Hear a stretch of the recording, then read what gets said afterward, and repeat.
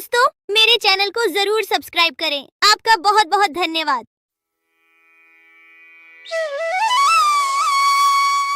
बहुत साल पहले की बात है। लक्ष्मीपुर में एक विशाल हरा भरा जंगल था। उस जंगल का राजा था शेर सिंह, एक चालाक सियार। शेर सिंह का मंत्री था। एक दिन सुबह शेर सिंह नींद से जागे और आंख मलते ही जैसे ही बाहर आते ही उनके नजर गुफा के बाहर सोए हुए एक बिल्ली के बच्चे पर पड़ी। बाहर खड़ा होकर शेर सिंह दहाड़ लगाता है और उस दहाड़ को सुनकर बिल्ली का बच्चा जाग गया। वह बहुत डर गया और वहां से भाग गया। फिर शेर सिंह सियार को साथ लेकर जंगल में चला गया शिकार करने के लिए। पूरे दिन दोनों शिकार करने के लिए जंगल में घूमते रहे, लेकिन शिकार तो दूर, शिकार के दर्शन तक नहीं होते। फिर दोनों शाम को निराश होकर घर लौटे। उस रात शेर सिंह को भूखा ही सोना पड़ता है।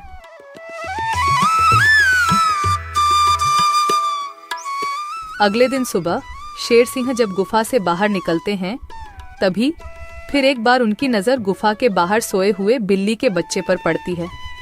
उसे देखकर जब भी शेर सिंह दहाड़ लगाते हैं, तब बिल्ली का बच्चा नींद से उठकर वहां से भाग जाता है। तभी वहां पर दूसरे तरफ से सियार आता है। शेर सिंह की जय हो। रात कैसे गुजरे महाराज? भूखा पेट, नींद नहीं आई। आज तो किसी भी तरह एक शिकार करना ही पड़ेगा, नहीं तो मेरी हालत बहुत खराब हो जाएगी। तो शिकार पर चले महाराज।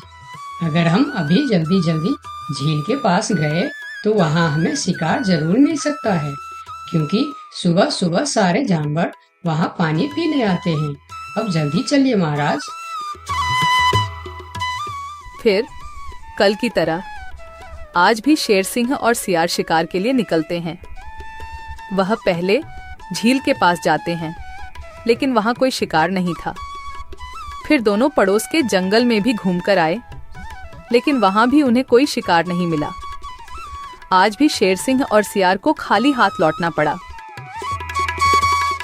महाराज, हमारे साथ ये सब क्या हो रहा है? पूरे दिन जंगल में घूमने के बाद भी कोई शिकार नहीं मिल रहा। हाँ, मैं भी तो वही सोच रहा हूँ। लगता है आज भी मुझे भूखा पेट ही सोना पड़ेगा। फिर दोनों की नजर गुफा के बाहर सोए रहे बिल्ली के बच्चे पर पड़ती है। तभी सियार उसके पास जाकर उसे पकड़ लेता है। सियार के पकड़ते ही वह छूटने के लिए कोशिश करता है, पर सियार उसको नहीं छोड़ता है।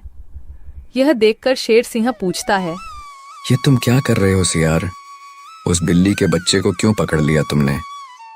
महाराज, मैंने रात भर सोचा कि पूरे दिन जंगल में घूमने के बाद भी इतने बड़े जंगल में ही नहीं, पड़ोस के जंगल में भी आपको शिकार क्यों नहीं मिला। मुझे इसका कारण पता चल चुका है महाराज। क्यों नहीं मिला? क्या कारण हो सकता है? जल्दी बताओ मुझे। इसके मनहूस शक्ल की वजह से। रोज सवेरे सवेरे आप उठते ही इसकी शक्ल देख लेते हैं और पूरा दिन मनहूसी में गुजर जाता है। और यह कमबख्त हर रोज आपके गुफा के बाहर ही सो जाता है। जिस दिन से यह इधर सो रहा है, उसी दिन से हमें शिकार नहीं मिल रहा है महाराज। तुम सही कह रहे हो सियार। इसे मेरे गुफा में कैद कर दो। हम इसे इसकी मनहूस शक्ल का सजा देंगे और इसी का शिकार करके खाएंगे। नहीं नहीं, मुझे छोड़ दो। मैं मरना नहीं चाहती हूँ। मुझे मेरी मम्मी के पास जाना है। मम्मी, मम्मी, पापा, बचाओ मुझे। ये लोग मुझे मार डालेंगे। सियार बच्चों को लेकर गुफा के अंदर चला जाता है और बिल्ली का बच्चा जोर जोर से चिल्लाने लगता है, नहीं नहीं, मुझे छोड़ दो। मुझे मेरी मम्मी के पास जाना है। अरे, ये तो हमारे बच्चे की आवाज है। लगता है उसे कोई पकड़ लिया है। हाँ, ये हमारे बच्चे का ही आवाज है। लगता है वह कोई मुसीबत में है। आवाज तो शेर सिंह के गुफा की तरफ से ही आ रहा है। चलो चलो, चलकर देखते हैं। ये कहकर दोनों शेर सिंह के गुफा के सामने जाते हैं। शेर और सियार गुफा के बाहर ही खड़े थे। तब बिल्ला ने शेर सिंह से बोला, हमने अपने बच्चे का आवाज यहाँ से सुना है। क्या आपने उसे देखा है महाराज? अच्छा तो तुम दोनों हो उस मनहूस शक्ल की माँ बाप। मनहूस शकल, ये आप क्या कह रहे हैं महाराज? हाँ, उसका शकल मनहूस है। 2 दिन से शेर सिंह उसका शकल क्या देख लेते हैं। उन्हें दिन भर शिकार भी नहीं मिलते।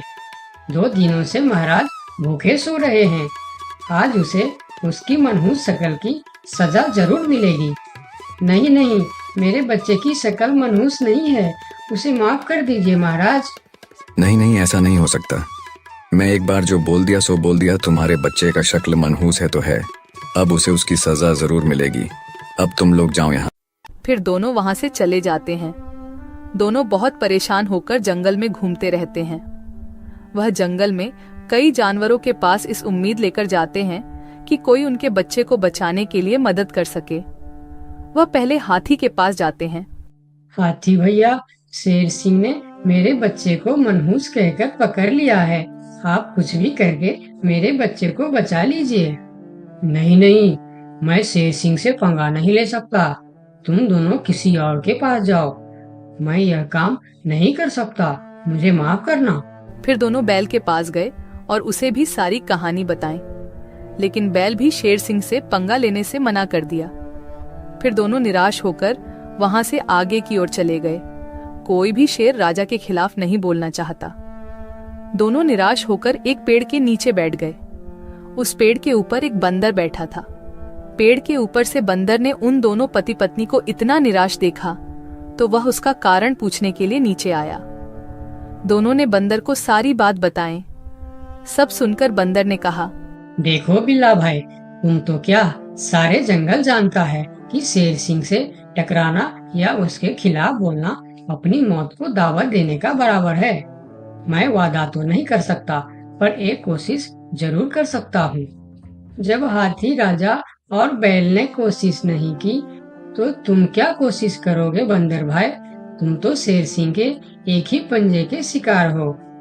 यही तो तुम्हारी गलतफहमी है। याद रखना, हर काम बड़े शरीर से नहीं होता, कुछ काम दिमाग से भी होता है। तुम एक बार मुझे कोशिश तो करने दो। उन्होंने तो कोशिश भी नहीं किया, सीधा ना बोल दिए।